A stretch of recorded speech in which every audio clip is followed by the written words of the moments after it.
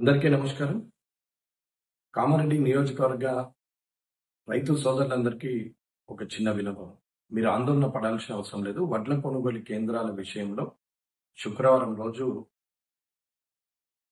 అందరితో సమీక్ష నిర్వహించడం జరిగింది. ఎన్ని రైస్ మిల్లు అయితే మన కామారెడ్డిలో ఉన్నాయో అన్ని రైస్ మిల్ల యజమానులు అందరూ వచ్చారు.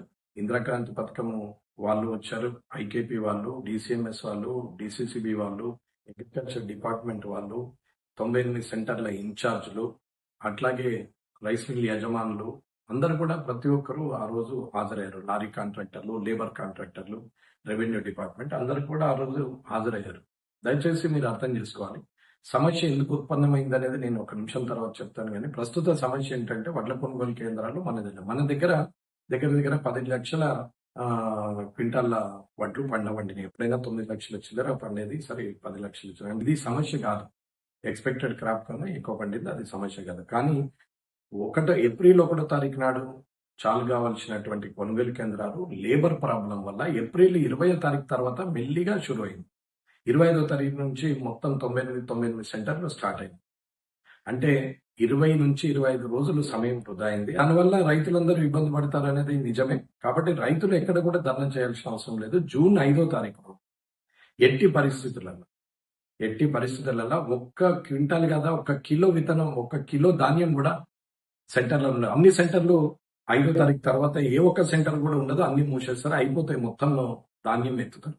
రైస్ మిల్ యాజమాన్యం అందరూ కూడా ఒప్పుకున్నారు. మేము ఎట్టి పరిస్థితుల్లో కూడా జూన్ 5 తారీఖున లోపల ఖాళీ చేస్తామని. అధికారులందరూ కూడా సహకరిస్తామన్నారు. Labour contractor, lorry contractor alternative చూస్తామన్నారు. ఒకవేళ ఎక్కువ లారీలు అవసరం ఉంటే రైస్ మిల్ లారీలు కూడా ఇచ్చేస్తామని చెప్పారు. రోజు 200 లారీలు ఖాళీ చేస్తామన్నారు. కరెక్ట్ 14 రోజుల లోపల ఇప్పుడున్న ధాన్యం మొత్తం అయిపోతుంది. దగ్గర 5,40,000 ధాన్యం ఉంది. ఆల్రెడీ 7 లక్షల చిల్లర ఎత్తేసారు. అంటే మన దగ్గర 12 లక్షలు, ఇంచుమించుగా 12 లక్షల టన్నుల వరి ధాన్యం వచ్చినట్టు లెక్క.